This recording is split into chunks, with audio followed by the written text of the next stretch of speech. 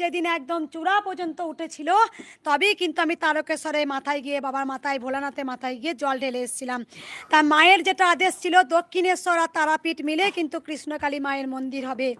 যে জিনিসটা আজকে যে মন্দিরটা আমি আপনাদের কাছে আনিনি, আজকে আমি অবশ্যই মায়ের মন্দির সবাই কোটি কোটি সন্তানরা আশা করে বসে আছেন কবে মায়ের মন্দির দেখব। তবে একটা কথা বলবো, এই মন্দির মা নিজেই করেছেন, আমি মাত্র নিমিত্ত। মা আমার হাত দিয়ে করিয়ে নিয়েছেন, তার সন্তানের হাত দিয়ে করিয়ে নিয়েছেন। তাই একটা কথা মন্দিরটা দেখায়, মা আমাকে বলেছিলেন দক্ষিণেশ্বর মন্দির আর তারাপীঠ মিলিয়ে কিন্তু দুটো মন্দির মিলিয়ে হবে কৃষ্ণকালী মন্দির। জয় কৃষ্ণকালী মায়ের জয়, এই মহামন্ত্র মা বলেছিলেন, তাই আমি বলতে পেরেছি। মা ছিলেন, মা আছেন, যুগে যুগে থাকবে। তবে যে কি লড়াই আমি করেছি সেটা অনেকে জানেন, অনেকে পিছনে আছেন। তবে একটা কথা বলবো, আমি হাঁটতে জানি না, আমি হাঁটতে জানি না।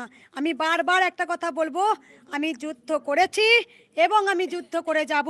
কারণ আমি সব সময় একটা কথা বলি যে আজকে যে লড়াইটা ছিল, যে যুদ্ধটা ছিল, সেই যুদ্ধ ছিল প্রথম থেকে। আমি আপনাদের কাছে বলতাম যখন মা বাড়িতে ছোট্ট কালো ইটের মধ্যে মা বসেছিল, সেখানে যে অত্যাচার মাকে করেছিল, যে মারধর আমাদের খেতে হয়েছিল, তবে ইতিহাসের পাতায় খ্যাত হয়ে থাকবে।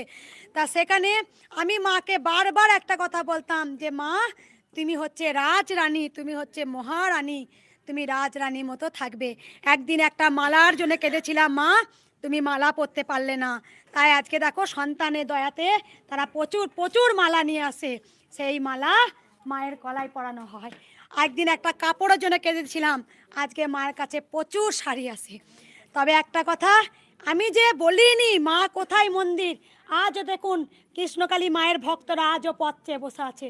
কারণ ভক্তরা বলেই দিয়েছিল কৃষ্ণকালী মা যদি পাতালে যায় আমি সেখানেও যাব, আমরা যদি মা যেখানেই যাক আমরা সেখানেই যাব। আজ দেখুন হাজার হাজার সন্তান, কোনো ভিডিও অ্যাড্রেস দেওয়া ছিল না, কিন্তু তারা আজকে মায়ের দরজায় খুঁজে হেজড়ে কারা কিন্তু খুঁড়ে বার করেছে কৃষ্ণকালী মা কোথায় আছে। একটু আমি দেখিয়ে দিই, সকল সন্তান দাও তোমরা উলুধ্বনি। আজকে আরো আরো সন্তান তারা এসেছিল। আর দেখো এক বাবা মায়ের জন্য শাড়ি গামলা ভর্তি নিয়ে এসছে। কার 16 বছর বাচ্চা হয়েছে বললো? কই কই পুচকুটা? ওই যে পুচকুটা, অন্য আজকে মুখে প্রসাদ হলো। 16 বছর পর বাচ্চা হয়েছে, কালকে এসেছিল 18। ওই বাচ্চাটা কই 16 বছর পর হয়েছিল, সে বাচ্চা চলে গেছে, চলে গেছে 16 বছর পর। আর একটা কথা বলি, আমি জানি তোমরা সবাই আনন্দে উলুধ্বনি দিচ্ছে, এবার সারপ্রাইজটা দেখিয়ে দিই একটু। আর আমার আজকে এই মন্দিরের ভিডিও হলো, আর একটা আমি লাইভ করতে পারি, যেটা হচ্ছে আমার শেষ হবে হয়তো। যেদিন মায়ের প্রচুর আমি হোম টোম করব, করা হবে, মায়ের পুকুর হয়ে গেছে, সেই পুকুর প্রতিষ্ঠিত হবে। আমি সবার